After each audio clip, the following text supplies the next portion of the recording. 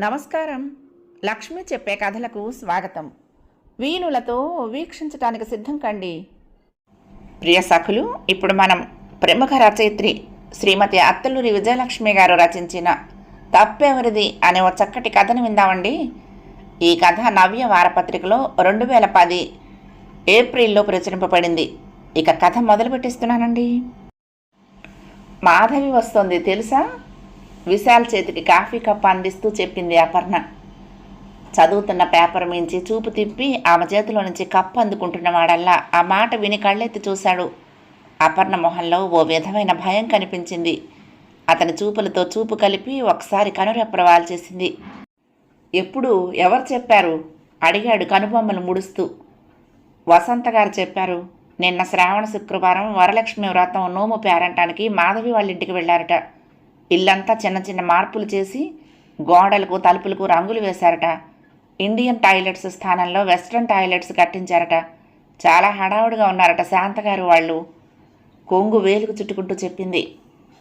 అలాగా. విశాల్ కాఫీ కొద్దిగా సిప్ చేసి మౌనంగా ఎటో చూస్తూ ఉండిపోయాడు. కొద్ది క్షణాలు అతనేమన్నా చెప్తాడేమోనని ఎదురు చూసి అతనేమీ మాట్లాడకపోవడంతో అపర్ణ నిశ్శబ్దంగా లోపలికి వెళ్ళిపోయింది. ఆమెకు ఆ తర్వాత ఏ పని మీద ఏకాగ్రత కుదరలేదు. నిన్న వసంత నోటి నుండి మాధవి వస్తోందన్న వార్త తెలిసిన దగ్గర నుండి మనసులో విపరీతమైన ఆందోళన మొదలైంది. భవిష్యత్తు అగమ్యగోచరంగా కనిపిస్తోంది. సైనికులు నిత్యం కాపలా కాస్తున్న పటిష్టమైన కోటలో నుంచి తననెవరో దట్టమైన అడవులోకి విసిరేస్తున్న అభద్రతాభావం ఆమెను నిలువెల్లా వణికిస్తోంది. ఎలా? ఇప్పుడెలా? ఎక్కడికి వెళ్ళాలి? ఎలా బతకాలి? ఏం చెయ్యాలి? ఈ ఇంట్లో తన స్థానం పోయినట్లేనా? ఇది మాధవి ఇల్లు, మాధవి సామ్రాజ్యం. పరాయి దేశంపైకి దండెత్తి అక్రమంగా ఆక్రమించుకున్న దురాశాపరుడైన రాజులా తను ఈ ఇంటిని ఆక్రమించుకుంది. అలా జరగటంలో తన తప్పు ఎంత? అవును, తప్పు తనదేనా? తన నిస్సహాయతదా? తన పేదరికానిదా? తన స్వార్థానిదా? ఉలిక్కి పడింది అపర్ణ. ఎదుటి వాళ్ళ అవసరాన్ని అవకాశంగా తీసుకుని తాత్కాలిక ఆశ్రయాన్ని శాశ్వత స్థావరంగా మార్చుకుందా? ఇందులో విశాల్ తప్పేమీ లేదా? మరణించిన ప్రభావతి గారి తప్పు లేదా? ఎవరిది తప్పు? ఆలోచనలు కందిరీగల్లా మెదడును కూడుతున్నాయి. అపర్ణకు తెరలుగా దుఃఖం వస్తోంది. కానీ చిత్రం, ఆ దుఃఖం బయటికి రావటం లేదు. గుండెల్లో ఉండలుగా చుట్టుకుంటూ గొంతుకు గుండెకు అడ్డంగా నిలబడింది. ఒక్క కన్నీటి చుక్క చెంపల మీదకి రాలినా చాలు కొంతన్నా ఉపశమనం కలుగుతుంది. అదేమిటో నిన్నటి నుండి వసంత గారు మాధవి రాక గురించి చెప్పిన దగ్గర నుంచి కూడా మనసు పెద్ద కొండరాయిని మోస్తున్నంత బరువుగా మారింది. తప్పు చేసి దొరికిపోయిన దానిలా, నేరస్థిరాలిలా ఆత్మన్యూనతాభావం నిలువెల్లా కాలుస్తోంది. నిజానికి తన ఇంటికి స్వార్థంతో రాలేదే.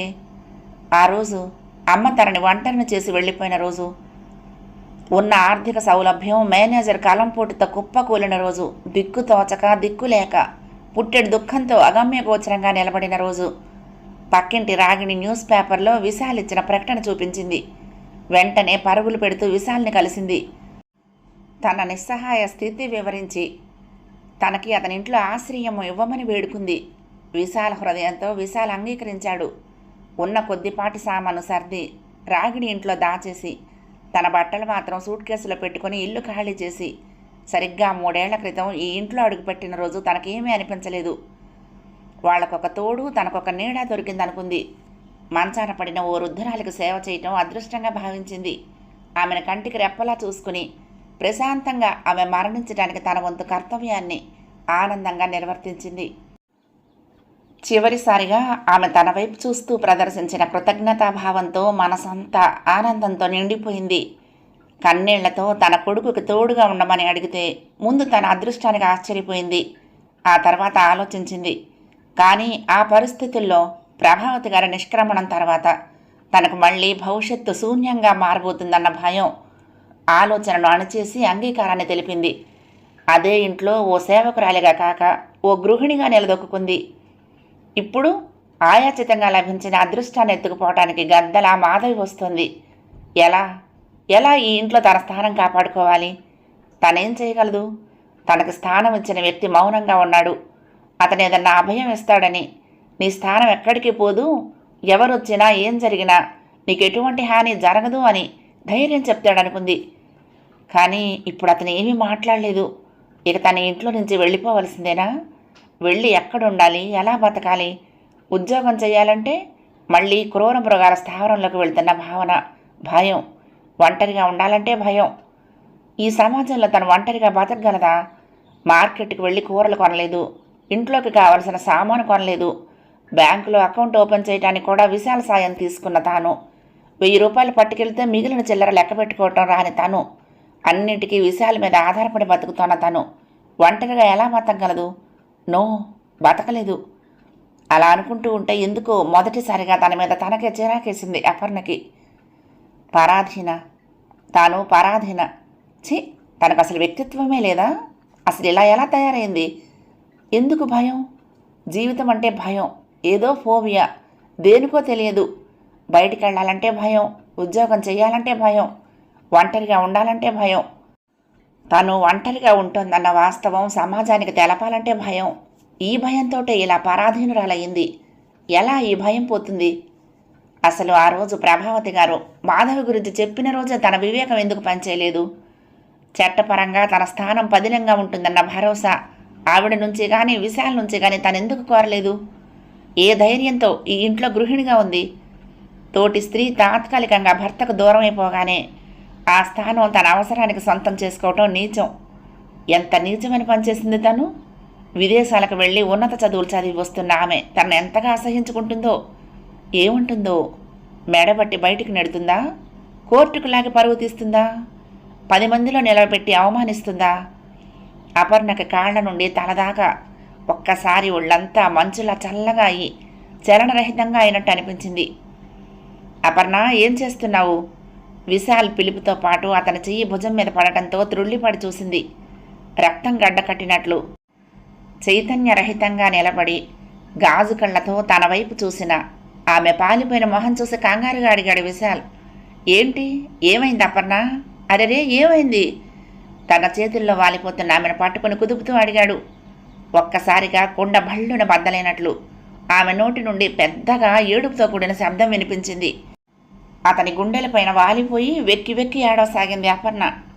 విశాల్కి అర్థమైంది, మాధవి వస్తోందన్న వార్తతో ఈమె భయపడుతోంది. అభద్రతా భావం ఈమెను ఆవరించింది. అతనికి జాలేసింది. మార్ధవంగా పిలిచాడు, అపర్ణ. అపర్ణ జవాబు చెప్పలేదు. అతని పిలుపులోని ఆప్యాయతకి అప్పటిదాకా ఘనీభవించి గడ్డలుగా మారిన కన్నీరు ఒక్కసారిగా కరిగి ప్రవహిస్తోంది. కుళ్ళి కుళ్ళి ఏడుస్తోంది. విశాల్కి ఏం చెయ్యాలో, ఎలా ఓదార్చాలో అర్థం కాలేదు. ఆమె మానసిక స్థితి అతనికి పూర్తిగా అర్థమైంది. తల్లి బలవంత పెట్టి ఆమెను భారీగా స్వీకరించమన్న రోజు ముందు ఆలోచించినా మాధవి మీద కోపంతో ఉన్న తాను ఆమె తనను నిర్లక్ష్యం చేసినందుకు శిక్షగా అపర్ణను స్వీకరించాడు. కానీ ఒక్క క్షణం మాధవికి ఈ ఇంటి మీద తన మీద చట్టపరంగా ఉన్న హక్కుల గురించి ఆలోచించలేకపోయాడు. మనిషికి కోపం వివేక శూన్యుణ్ణి చేస్తుందన్న వాస్తవం తెలిసేటప్పటికీ తల్లి మరణించటం, అపర్ణ భార్యగా తన స్థానం పదిలం చేసుకోవటం జరిగింది. ఆ ఇంట్లో తను ఎప్పుడూ ఆమెను సేవకురాలిగా చూడలేదు. నిద్ర లేచాక కమ్మటి కాఫీ నుంచి రాత్రి డిన్నర్ దాకా రుచికరమైన వంటలు, అమ్మ విషయంలో చీకు చింత లేని విధంగా ఆమె తీసుకున్న బాధ్యత, ఇల్లంతా ఎప్పుడూ శుభ్రంగా కళకళ్లాడుతూ ఉంచిన తీరు. ఆ ఇంట్లో అపర్ణని ఒక మెంబర్గానే చూశాడు. కాకపోతే ఆ మెంబర్షిప్లోని రిలేషన్షిప్ గురించి ఏనాడు ఆలోచించలేదు. అమ్మ పోయే ముందు, నేను పోయాక నిన్నెవరు కనిపెట్టుంటారు నాయనా? వేళకు తిండి, ఇంట్లో మాట్లాడే దిక్కు లేకపోతే నువ్వేమైపోతావురా? నా మాట విను. అమ్మాయి బుద్ధిమంతురాలు, ఈ ఇంటికి తగిన కోడలు అని బలవంతం చేస్తే ఆమెకు ఆలోచన రహితంగా మాటిచ్చాడు. ఆమె ఎదురుగా అపర్ణ మెడలో పసుపు తాడు కట్టాడు. పిచ్చిపిల్ల ఆ తాడు చూసుకుని ఎంతగా మురిసిపోయిందో. విశాల్ గుండెల్ని చీల్చుకుంటూ నిట్టూర్పు వచ్చింది. తాళి అనే 2 బంగారు నాణేలు ఒక పసుపు తాడు కోసం ఆడవాళ్ళు ఎంత పరితపిస్తారు. మొదటి రాత్రి తన చేతుల్లో వాలిపోయిన రోజు ఇంత అదృష్టం కలుగుతుందని నేను ఎన్నడూ ఊహించలేదండి అంది అపర్ణ. కానీ మీరు ఇలా చేశారేంటండి? మాధవికి విడాకులు ఇవ్వకుండా నన్ను పెళ్ళెందుకు చేసుకున్నారు అని అడగలేదు. మాధవి వస్తోంది. వచ్చి ఏం చేస్తుంది? నేరుగా ఈ ఇంటికే వస్తుందా, పుట్టింటికి వెళ్తుందా? ఇది తన ఇల్లు అన్న స్పృహ ఉందా మాధవికి? హక్కుగా వస్తుందా, బిడియపడుతూ వస్తుందా? తప్పు చేసిన భావనతో గిల్టీగా వస్తుందా? మాధవి తిరిగి వస్తోందన్న వార్త విశాల్ మనసులో రకరకాల ఆలోచనలను రేకెత్తిస్తోంది. మాధవి ఇప్పుడు తన స్థానం కోసం దెబ్బలాడుతుందా? అపర్ణను ఇంటి నుంచి వెళ్ళగొడుతుందా? అప్పుడు ఈమె పరిస్థితి ఏంటి? అతనికి కూడా బుర్ర పనిచేయటం లేదు. మొద్దుబారినట్టుంది. అపర్ణ దుఃఖం చూస్తూ ఉంటే హృదయం కరిగిపోయింది. నెమ్మదిగా ఆమె చుబుకం పట్టుకుని ముఖం పైకి లేవనెత్తి కన్నీళ్లు తుడుస్తూ అనురాగం ధ్వనిస్తున్న స్వరంతో అన్నాడు, బాధపడక అపర్ణ, ఎట్టి పరిస్థితుల్లోనూ నీకు అన్యాయం చేయను, సరేనా? కన్నీళ్లు నిండిన కళ్లతో అతని మొహంలోకి చూసింది. ఆ కన్నీళ్ల మధ్య నిజమా అన్న ఆశ మెలమెలా మెరిసింది. అభయం ఇస్తున్నట్లు మెత్తగా నవ్వాడు. వెళ్ళు, మొహం కడుక్కో, ఏడవకు అంటూ ఆమెను నెమ్మదిగా నడిపిస్తూ వాష్ బేసిన్ దగ్గరకు తీసుకువెళ్ళాడు. పంపు తిప్పి కుడి చేతి నిండా నీళ్లు నింపి ఎడం చేత్తో ఆమె భుజం పట్టుకుని ముందుకు వంచి నీళ్లు మొహం మీద చల్లాడు. అతని ఆప్యాయతకి, ఆ ప్రేమతో కూడిన చర్యకు కదిలిపోయింది అపర్ణ. చాలు, నాకు ఈ అభయం చాలు అనుకుంటూ నేను కడుక్కుంటాను అంది సన్నగా వెక్కుతూ. అపర్ణ మొహం కడుక్కున్న టవల్తో తుడుచుకుంటూ అంది, మీరు వెళ్ళండి, ఆఫీసుకు టైం అయిందేమో కదా, సారీ నా వల్ల లేట్ అయిందేమో. లేదులే, పర్లేదు, నేను వెళ్ళాక ఇంకేమీ ఆలోచించొద్దు, జరిగేది జరుగుతుంది. ఏది ఏమైనా నీకు మాత్రం అన్యాయం చేయను, నా మాట నమ్ము అన్నాడు. నమ్ముతాను అన్నట్లుగా తల ఊపింది. గుడ్ అంటూ విశాల్ బ్యాగ్ తీసుకొని ఆఫీస్కి వెళ్ళిపోయాడు. అతను వెళ్ళిన వైపే చూస్తూ అలాగే నిలబడిపోయింది అపర్ణ. ఆ రోజు ఆదివారం. విశాల్ ఆలస్యంగా నిద్రలేచాడు. 4 రోజులుగా సరిగ్గా నిద్ర పట్టడం లేదు. ఏదో అశాంతి మనసును ఆవరించి నిద్ర లేకుండా చేస్తోంది. అపర్ణించిన కాఫీ తాగి న్యూస్ పేపర్ చదువుకుంటూ కూర్చున్నాడు. మాధవి ఇండియాకు వచ్చి 4 రోజులైంది. ఇంతవరకు విశాల్ అటు వెళ్ళటం కానీ, మాధవి విశాల్ని కలుసుకోవటం కానీ జరగలేదు. ప్రాణాలు ఒగ్గబట్టుకుని జరగబోయే సంఘటన కోసం ఎదురు చూస్తున్న అపర్ణ మనసు ఇప్పుడు కొంచెం కుదుటపడినట్టుంది. మామూలుగా నవ్వుతూ తిరుగుతోంది. విశాల్ మాత్రం మాధవి గురించి ఆలోచిస్తూనే ఉన్నాడు. అదృష్టవంతురాలు, అనుకున్నది సాధించింది అనుకున్నాడు. ఎంత కాదనుకున్నా ఆమె తన భార్య. 3 ఏళ్లు ప్రేమించి కోరి కోరి పెళ్లి చేసుకున్నాడు. ఇద్దరూ కలిసి భవిష్యత్తు గురించి ఎన్నెన్నో కలలు కన్నారు. అందమైన ఆశా సౌధాలు నిర్మించుకొని అందులో అన్యోన్యమైన దాంపత్య జీవితాన్ని డిజైన్ చేసుకున్నారు. కానీ కెరియర్ ముఖ్యం అంటూ ప్రేమని బాధ్యతల్ని కూడా కాలితో తన్ని వెళ్ళిపోయింది మాధవి. ఆమెది స్వార్థమా, రాక్షసత్వమా, లేక ఆమె చేసింది కరెక్టా? నిట్టూర్చాడు విశాల్. తప్పకుండా ఆమెకు తను అపర్ణను పెళ్లి చేసుకున్నట్లు తెలిసే ఉంటుంది పాటికి. వెళ్ళిన కొత్తల్లో కొన్ని మెయిల్స్ పంపించింది. కానీ తను సరిగ్గా రెస్పాండ్ అవ్వకపోవడంతో మెయిల్స్ ఆగిపోయాయి. ఇప్పుడు ఇండియాకు వచ్చిన తర్వాత కూడా తనను కలవటానికి ప్రయత్నించడం లేదంటే ఆమె తప్పకుండా తనను మర్చిపోయి ఉంటుంది. ఇప్పుడు ఆవిడ తనకన్నా విద్యాధికురాలు. తను కేవలం బీటెక్. విదేశాల్లో ఆవిడ ఎంఎస్ చేసి వచ్చింది. తాత్కాలికంగా వచ్చి తల్లిదండ్రుల్ని చూసి వెళ్ళిపోతుందేమో. అక్కడ ఎంఎస్ చేసి ఇక్కడ ఉద్యోగం చేయడానికి పిచ్చిది కాదు కదా. తప్పకుండా అక్కడేదో మంచి ఉద్యోగం దొరికింటుంది. విశాల్కి ఎక్కడో ఏమూలో కొంచెం ఈర్ష్యగా అనిపించింది, బాధగా కూడా అనిపించింది. ఏం ఊహించాడు? ఏం జరిగింది? ఆ రోజు మాధవి తనతో గొడవపడి వెళ్ళిపోవటం గుర్తొచ్చింది. బీటెక్ చదివే రోజుల్లో ఇద్దరూ ప్రేమించుకున్నారు. ఇద్దరికి ఎంఎస్ చేయాలన్నది ఆశయం.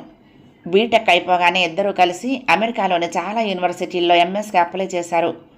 లక్కీగా ఇద్దరికి కూడా 2-3 యూనివర్సిటీల్లో సీట్ వచ్చింది. ప్రయాణానికి అన్ని ఏర్పాట్లు అయ్యాయి. ఆడపిల్లను పరాయి మగాడితో అంత దూరం ఒంటరిగా పంపటం ఇష్టం లేని మాధవి తల్లిదండ్రులు ఎలాగూ వీళ్ళు పెళ్లి చేసుకోవాలనుకుంటున్నారని తెలిసి పెళ్లి చేసుకుని వెళ్ళమన్నారు. అందుకు మాధవి కానీ విశాల్ కానీ పెద్దగా అభ్యంతరం పెట్టలేదు. అది ఒకందుకు మంచిదే అనిపించింది వాళ్ళకి. అంగరంగ వైభవంగా పెళ్లి జరిగింది. మాధవి విశాల్ చెయ్యి అందుకుని అతని ఇంటి ఇల్లాలిగా వచ్చింది. అందం, ఐశ్వర్యం, చదువు అన్నీ ఉన్న కోడల్ని చూసి ప్రభావతి మురిసిపోయింది. విదేశీ ప్రయాణానికి సుమారు నెలన్నర ముందు నుంచి వాళ్ళ దాంపత్య జీవితం రసవత్తరంగా సాగిపోయింది. అయితే ఓ రోజు ఉదయం అనుకోకుండా విశాల్ తల్లి ప్రభావతి గారు జబ్బు పడింది. నోటి నుండి రక్తం కక్కుకుంటున్న ఆవిడని కంగారుగా హాస్పిటల్కి తీసుకువెళ్ళిన విశాల్ డాక్టర్స్ చెప్పిన వార్తతో షాక్ తిన్నాడు. ఆవిడకి బ్రెస్ట్ క్యాన్సర్. ఊహించని ఆ పరిణామంతో విశాల్ హతాశుడయ్యాడు. ఏం చెయ్యాలో దిక్కుతోచలేదు. జబ్బుగా ఉన్న తల్లిని వదిలి విదేశాలకు వెళ్ళటానికి అతనికి మనస్కరించలేదు. ఒక్కగానొక్క కొడుకుగా ఆవిడని అలా వదిలి వెళ్ళటం బాధ్యతారాహిత్యమే కాక మానవత్వం కాదనిపించింది. అందుకే ఎంఎస్ ఆశ చంపేసుకున్నాడు. మాధవి మాత్రం విదేశీ ప్రయాణం క్యాన్సిల్ చేయటానికి ససేమిరా అంగీకరించలేదు. నీ తల్లి కాబట్టి నువ్వు నీ ప్రయాణం క్యాన్సిల్ చేసుకోవటంలో అర్థం ఉంది. నేనెందుకు క్యాన్సిల్ చేసుకోవాలి? నేనెందుకు నా ఆశయం వదులుకోవాలి? ఎంత కష్టపడి సీటు సంపాదించాము. సీటు వచ్చి, వీసా వచ్చి, టికెట్స్ కూడా బుక్ చేశాక క్యాన్సిల్ చేయడం నాకు ఇష్టం లేదు అని తేల్చింది మాధవి. మరొకసారి ఈ అవకాశం తప్పకుండా వస్తుంది మధు, నా మాట విను. ఈ సమయంలో అమ్మని వదిలి వెళ్తే లోకం ఏముంటుంది? లోకం సంగతి పక్కన పెట్టు, మన అంతరాత్మ అంగీకరిస్తుందా అని బతిమాలాడు. నీ అంతరాత్మ అంగీకరించకపోవచ్చు, కానీ నా అంతరాత్మ అంగీకరిస్తుంది సారీ అంది. ఎంత నచ్చ చెప్పినా వినకుండా ప్రయాణమైంది. విశాల్కి ఆ సమయం భయంకరమైన పరీక్షా సమయమైంది. ఒకవైపు అనారోగ్యంతో ఉన్న తల్లి, మరోవైపు ప్రేమించి పెళ్లాడిన భార్య, మరోవైపు ఆహ్వానిస్తున్న అందమైన భవిష్యత్తు. ఏం చేయాలో అర్థం కాలేదు. మాధవి ఈ సమయంలో తనకి అండగా ఉంటే ఈ నిరాశని అందంగా భరించవచ్చు అనిపించింది. అమ్మ బాధ్యత ఇద్దరూ కలిసి పంచుకుని ఇక్కడే మంచి భవిష్యత్తును నిర్మించుకోవచ్చు అనిపించింది. మాధవి తల్లిదండ్రులతో కూడా పరిస్థితి వివరించి చర్చించాడు. వాళ్లకి మాధవి మొండితనం నచ్చలేదు. కూతురికి నచ్చ చెప్పారు. అయినా మాధవి వినలేదు. నా కెరియర్ కన్నా నాకేది ముఖ్యం కాదు అని తేల్చి చెప్పింది. నిర్దయగా అత్తగారిని, నిర్లక్ష్యంగా భర్తని వదిలి విదేశాలకు వెళ్ళిపోయింది. కాలింగ్ బెల్ మోగటంతో విశాల్ గతం నుండి తెప్పరిల్లాడు. న్యూస్ పేపర్ అతని ఒడిలో పడింది. ఎవరు వచ్చారు చూడు అపర్ణ అన్నాడు. ఫ్లవర్ వాజ్లో పూలు సర్దుతున్న అపర్ణ ఫ్లవర్ వాజ్ జాగ్రత్తగా స్టాండ్ మీద పెట్టి తలుపు తీయటానికి వెళ్ళింది. తలుపు తీసిన అపర్ణ గుండెల్లో ఒక్కసారిగా డైనమైట్ పేలినట్లయింది. ఎదురుగా పచ్చటి ఒంటి రంగుతో స్లీవ్లెస్ బ్లౌజు, మామిడి పండు రంగు డిజైన్డ్ చీర కట్టుకున్న అందమైన యువతి. ఎక్స్క్యూజ్ మీ అంటూ అపర్ణను తప్పించుకుని లోపలికొచ్చింది. అపర్ణ చైతన్యరహితంగా పక్కకు జరిగి గోడ కానుకుని శిలలా నిలబడింది. ఆ యువతి హాల్లో నుంచి స్టైల్గా నడుస్తూ విశాల్ కూర్చున్న వైపు వెళ్ళింది. ఆమెను చూడగానే విశాల్ చేతిలో నుండి న్యూస్ పేపర్ జారి కింద పడింది. చటుక్కున లేచి నిలబడ్డాడు. ఆ యువతి అతనికి దగ్గరగా నడిచి ఎదురుగా నిలబడి అతని కళ్ళల్లోకి చూస్తూ హలో అంటూ చెయ్యి చాచింది షేక్ హ్యాండ్ కోసం. విశాల్ అప్రతిభుడిలా నిలబడిపోయాడు. షాక్ తగిలిందా? బహుశా నేను వస్తానని ఊహించి ఉండవు, అవునా? మాధవి, నేను మాధవిని, ఐఎమ్ మాధవి ఎంఎస్ అంటూ నవ్వింది. విశాల్ ముఖం జేపురించింది. కోపం అణుచుకుంటూ కూర్చో అంటూ ఆమెకు సోఫా చూపించి తను కూర్చున్నాడు. మాధవి కాలు మీద కాలేసుకొని కూర్చుంది. విశాల్ గోడకు బల్లిలా అంటుకుపోయి నిర్జీవంగా నిలబడిన అపర్ణ వైపు చూస్తూ అపర్ణ కాఫీ తీసుకురా అన్నాడు మృదువుగా. అపర్ణ అలాగే చైతన్యరహితంగా నడుస్తూ వంటగదిలోకి వెళ్ళింది. వెనక్కు తిరిగి భుజం మీదుగా అపర్ణ నిలబడిన వైపు చూస్తూ ఈమెనేనా నువ్వు ఇల్లీగల్గా మ్యారేజ్ చేసుకున్నావుట? గుడ్, మంచి ఇల్లాలు అంది.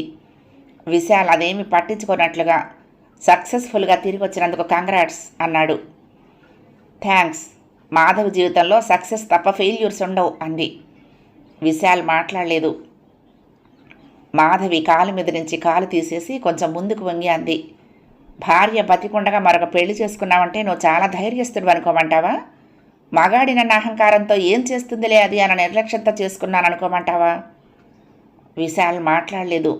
మౌనంగా చూపులు తిప్పుకుని అప్పుడే అపర్ణ సర్దిన పూలకేసి చూస్తూ ఉండిపోయాడు. నేనిప్పుడు కోర్టుకెళ్తే ఏం చేస్తావు అంది మాధవి. విశాల్ అప్పుడు కూడా ఏం మాట్లాడలేదు. నీకున్న సెల్ఫ్ కాన్ఫిడెన్స్కి అభినందించాలో తిట్టాలో అర్థం కావటం లేదు. నీకు నాకు మధ్య జరగబోయే వారిలో ఆ అమ్మాయి విక్టిమ్ అవుతుందని నీకు తోచలేదా? నీ స్వార్థం కోసం ఓ అమాయకురాలి జీవితం నాశనం చేస్తున్నానన్న ఆలోచన రాలేదా అడిగింది. విశాల్ చూపులు తిప్పి మాధవి వైపు సూటిగా చూశాడు. అమెరికా నీళ్లు బాగా వంటపట్టాయేమో, ఎప్పటికన్నా రంగు వచ్చింది, స్లిమ్గా అయింది, చాలా ఆధునికంగా అలంకరించుకుంది, చదువు తెచ్చిన కళతో మెరిసిపోతోంది. నెమ్మదిగా అన్నాడు. ఆ రోజు నా మాట వినకుండా నిర్లక్ష్యంగా నీ దారిని నువ్వు వెళ్ళిపోయిన రోజు నేను ఇలా చేస్తానని చెయ్యగలనని నువ్వు ఊహించలేదా? నీకోసం 3 సంవత్సరాలు మునిలా ఎదురు చూస్తానన్న ఓవర్ కాన్ఫిడెన్స్తో ఎలా ఉన్నావు? మాధవి నవ్వింది. నేను ప్రేమించి పెళ్లి చేసుకున్న వ్యక్తి ఒక మామూలు మగాడిలా ప్రవర్తిస్తాడని నేను ఊహించలేదు అంది. సో నువ్వు తప్పు చేశావని నీకు అనిపిస్తోందా? మాధవి మాట్లాడలేదు. టీపాయ్ మీద ఉన్న వారపత్రికల వైపు చూస్తూ కొన్ని క్షణాలు మౌనంగా ఉండిపోయింది. తర్వాత అంది, అవును, నేను తప్పు చేశాను. నువ్వు నన్ను ప్రేమిస్తున్నావని నమ్మి నిన్ను పెళ్లి చేసుకున్నాను. చాలా పెద్ద తప్పు చేశాను. అయితే హిందూ మ్యారేజ్ యాక్ట్ ప్రకారం తప్పైనా ఒప్పైనా నా స్థానాన్ని అనుమతి లేకుండా మరొక స్త్రీకి ఇవ్వటం నువ్వు చేసిన నేరం. ఈ నేరాన్ని సవాల్ చేసే హక్కు నాకుంది. నా స్థానాన్ని తిరిగి పొందే హక్కు కూడా నాకుందనుకుంటా. హక్కులు నిర్లక్ష్యంగా అన్నాడు. హక్కుల గురించి పోరాడే ముందు నీ బాధ్యతల్ని ఒక్కసారి గుర్తుకు తెచ్చుకో. ఒక కోడలిగా నీకేం బాధ్యత లేదా? నన్ను భర్తగా అంగీకరించే ముందే నా వాళ్ళని కూడా నీ వాళ్ళుగా అంగీకరించాలన్న నిజం నీకు తెలియదు. అందుకే అవసాన దశలో ఉన్న అత్తగారి మీద కనికరం లేకుండా నీ స్వార్థం చూసుకొని వెళ్ళిపోయావు. ఎస్, నన్ను 25 ఏళ్ళు పెంచిన నా తల్లిదండ్రులే నేను కేర్ చేయలేదు. కేవలం నెలన్నర పరిచయం ఉన్న ఆవిడ కోసం నేనెందుకు నా కెరియర్ త్యాగం చేయాలి అంది. అవును, నిజమే. నన్ను కనిపెంచి నా కోసం తన సుఖాలను త్యాగం చేసిన నా తల్లి కోసం నేను మాత్రం కేవలం 3 ముళ్ల బంధం కోసం నా తల్లిని ఎందుకు త్యాగం చేయాలి? అందుకే చేయలేదు. నా తల్లి సుఖం కోసం, ఆవిడ మనశ్శాంతి కోసం ఏం చెయ్యాలో అది చేశాను. ఈ విషయం నువ్వు ఏ కోర్టులో సవాల్ చేసుకుంటావో చేసుకోవచ్చు అన్నాడు. తల్లి తల్లి అనుకునే మగాడికి పెళ్లి చేసుకునే అర్హత లేదు, ఎందుకు చేసుకున్నావు? అలాగా, కెరియర్ కోరుకునే ఆడదానికి మాత్రం పెళ్లి చేసుకునే హక్కు ఉందా? లేదు. నువ్వు మాత్రం ఎందుకు చేసుకున్నావు? ఓకే, జరిగిన దాంట్లో తప్పంతా నా మీద వేసేయాలనే నిర్ణయానికి వచ్చావన్నమాట. అలా అయితే నా స్థానం నేను పొందడానికి ఏం చేయాలో నాకు బాగా తెలుసు అంది. వంటగదిలో కాఫీ కలుపుతున్న అపర్ణ చేతుల్లో గిన్నె వణికింది. తీవ్ర స్థాయిలో వినిపిస్తున్న వారిద్దరి స్వరాలు ఆమెకు భయంతో ముచ్చెమటలు పట్టిస్తున్నాయి. ఏం జరగబోతోంది? జారిపోబోతున్న గిన్నె గట్టు మీద పెట్టి నిలువెల్లా వణికిపోతూ శిలలా నిలబడిపోయింది. హఠాత్తుగా అపర్ణ అంటూ గట్టిగా మాధవి స్వరం వినిపించింది. గుండె గుబేలుమంది. కాళ్ళు నేల కట్టుకున్నట్లుగా నిలబడ్డ చోటే స్తంభించిపోయింది. అపర్ణ, నిన్నే, బయటికి రా. మాధవి స్వరం అదే తీవ్ర స్థాయిలో వినిపించింది. మన మధ్య తనెందుకు? తనేం చేసింది? ఏం మాట్లాడాలో నాతో మాట్లాడు. విశాల్ స్వరం కూడా అదే స్థాయిలో వినిపించింది. ఎక్కడి నుంచో పెద్ద పెద్ద రాళ్ళు తన తల మీద పడుతున్న భావన. ఒంటి నిండా గాయాలై రక్తం కారుతున్న పక్షిలా విలవిల్లాడుతోంది అపర్ణ. కళ్ళు వర్షిస్తున్నాయి. అక్కడ ఒక్క క్షణం కూడా నిలబడలేకపోయింది. గుండె దిటవు చేసుకుంటూ అడుగులో అడుగు వేసుకుంటూ బయటకొచ్చింది. ఆమె నా స్థితిలో చూసిన విశాల్, మాధవి కూడా అవాక్కయ్యారు. ఒక్క నిమిషం పాటు అంతటా నిశ్శబ్దం ఆవరించింది. మాధవి ముందుగా తేరుకుని లేచి నిలబడి అపర్ణ వైపు సూటిగా చూస్తూ నెమ్మదిగా నడుస్తూ ఆమె వైపు వచ్చింది. అపర్ణ 2 చేతులు జోడించి కుప్పకూలినట్లుగా కింద కూర్చుండిపోయింది. విశాల్ కంగారుగా పరిగెత్తుకుంటూ వచ్చి అపర్ణ అంటూ ఆమెను లేవనెత్తబోయాడు. ఆగు అంటూ మాధవి గట్టిగా అరిచింది. విశాల్ నిశ్చేష్టుడిలా చూశాడు. మాధవి వంగి అపర్ణను భుజాలు పట్టుకుని లేవనెత్తింది. అపర్ణ వెక్కి వెక్కి ఏడుస్తూ, క్షమించండి, నేను వెళ్ళిపోతా అంటూ మొహానికి చేతులు అడ్డం పెట్టుకుంది. మాధవి కొన్ని క్షణాలు అలాగే చూస్తూ నెమ్మదిగా అంది, ఇంత భయం ఉన్న దానివి ఎలా కట్టించుకున్నావు ఈ తాడు? అపర్ణ మెడలో మంగళసూత్రం వేలితో పైకెత్తుతూ అడిగింది. అపర్ణ ఏం మాట్లాడలేదు. 2 చేతుల్లో మొహం దాచుకుని వెక్కి వెక్కి ఏడవసాగింది. ఎందుకు ఏడుస్తున్నావు? ఈ ఇంట్లో స్థానం పోతుందని భయమా? తప్పు చేశానన్న పశ్చాత్తాపమా? మాధవి తన అమాయకురాలు, దయచేసి తను వదిలేయి. నీ అంత బ్రేవ్ కాదు. మనం తేల్చుకుందాం అన్నాడు. విశాల్ మాటలకు చివ్వున చూసింది మాధవి. అమాయకురాలు కాబట్టే ఈజీగా మభ్యపెట్టి ఆమెను పెళ్లి చేసుకున్నావు. మనం తేల్చుకున్నా ఇప్పుడు నష్టపోయేది తనే. భవిష్యత్తు ఏమి నిర్ణయించుకుందో తెలియాలి కదా, లేకపోతే ఏదన్నా ఆధారం చూపించి పంపిస్తాను అంది. నువ్వెవరు పంపటానికి? విశాల్ మాటతో చర్రను చూసింది. ఈ ఇంటి యజమానురాలిని అంది. నీకు ఆ హక్కు లేదు. ఉందో లేదో తేల్చాల్సింది నువ్వు కాదుల్లా. మీకు పుణ్యం ఉంటుంది, ఆయన్నేం అనకండి. జరిగిన దాంట్లో ఆయన తప్పేమీ లేదు భారమైన స్వరంతో అంటున్న అపర్ణ వైపు చూస్తూ. మరి తప్పెవరిది, నీదా? నువ్వే అతన్ని లొంగ తీసుకున్నావా? మాధవి ప్రశ్నకు ఒక్కసారిగా దుఃఖం ఏకదాన్ని భోరుమంది అపర్ణ. విశాల్ ఉగ్రుడయ్యాడు. గభాలన అపర్ణ పొదివి పట్టుకుని మాధవి వైపు అసహ్యం నిండిన కళ్ళతో చూస్తూ అరిచాడు. రాక్షసి, తప్పెవరిదో నీకు తెలియదు? ఇంకా నీ తప్పు నువ్వు తెలుసుకోలేదంటే ఈ జన్మలో నువ్వు తెలుసుకోలేవు. ఓకే, నీకేం కావాలి? ఆస్తా? రాసిస్తా. దయచేసి మా జీవితాల నుంచి వెళ్ళిపో, నీకు నమస్కారం చేస్తా. మాధవికి అతని చూపులు గుండెల్లో గురి చూసి విసిరిన కత్తుల్లా అనిపించాయి. ఆ చూపులకి గుండె మొక్కలుగా విరిగిపడుతున్న భావన కలిగింది. అతని మాటలు ఒక్కొక్క అక్షరం ఒక్కొక్క బాగులా తాకుతున్నట్లు అనిపించింది. అతని చేతుల మధ్య కొవ్వపెట్టెలా ముడుచుకొని ఉన్న అపర్ణ వైపు చూసింది. కళ్ళల్లోకి చివ్వును దూసుకొచ్చింది బాధ. అది కనిపించకుండా కళ్ళు తిప్పేసుకుంది. ఎంత ప్రేమ! అంతేలే, అణిగిమణిగి ఉండే ఇల్లాళ్ళంటే మగాళ్ళకి ప్రేమే. ఆ ప్రేమలో అనురాగం కన్నా స్వార్థమే ఎక్కువ. భవిష్యత్తును అల్లుకోవటానికి పందిరి కోసం వెతికే ఆడపిల్లలకి స్వార్థంలోనే ప్రేమ కనిపిస్తుంది. నెమ్మదిగా స్థిరంగా స్వరంలో విశ్వాసం ఒలికిస్తూ అంది. నీ ఆస్తి కోసం, నీతో జీవితం కోసం తప్పించి దేబిరించే స్థితిలో లేను. నీలాంటి వాళ్లను 10 మందిని పోషించగల స్థితిలో ఉన్నాను అంటూ అపర్ణ దగ్గరగా నడిచింది మాధవి. అప్రయత్నంగా అపర్ణను వదిలేసి కొంచెం ఎడంగా జరిగాడు విశాల్. అపర్ణ భయంగా చూసింది మాధవిని. నీళ్లల్లో తడిసిన చేప పిల్లలా ఉన్న ఆమె కళ్ళు చూస్తూ ఉంటే జాలేసింది మాధవికి. నాకు చదువుంది, డబ్బుంది, ధైర్యం ఉంది, అన్నింటినీ మించి బతకగలనన్న ఆత్మవిశ్వాసం ఉంది. కానీ నీకు బతుకంటే భయం తప్ప ఏమీ లేనట్టున్నాయి. ముఖ్యంగా ఆత్మవిశ్వాసం లేని ఆడదానికి బతికే అర్హత లేదు తెలుసా అంది. అపర్ణ ఏడుస్తూ తల ఉంచుకుంది. చూసావా, జరిగిన దాంట్లో నీ పాత్ర కొంచెమే అయినా తప్పంతా నీదే అన్నట్లుగా ఓ నేరస్తురాలిలా తల వంచుకున్నావు. కానీ అతన్ని చూడు, ఎంత టీవీగా తలెత్తుకుని ఉన్నాడో. విశాల్ వైపు చూసింది. విశాల్ విసురుగా తల తిప్పేసుకున్నాడు. మాధవి అదో రకంగా నవ్వింది. అపర్ణ, ఒక్క విషయం మాత్రం నీకు చెప్పటానికి నేను ఇక్కడికి వచ్చాను.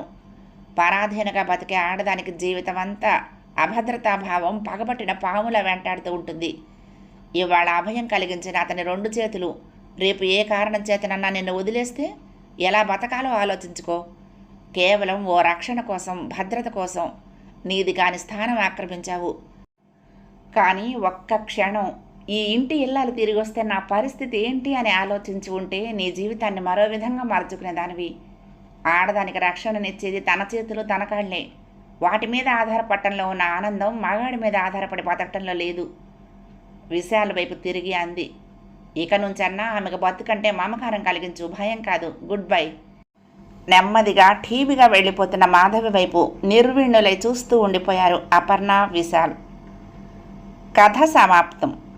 ప్రియ సఖులు, ఈ కథ మీకు నచ్చితే తప్పకుండా లైక్ చేయండి, షేర్ చేయండి, కామెంట్ చేయండి, సబ్స్క్రైబ్ చేసుకొని నన్ను ఎంకరేజ్ చేయండి. ఉంటానండి. ప్రేమతో లక్ష్మి, కృష్ణా తీరం, దుర్గమ్మ సన్నిధానం. నమస్తే.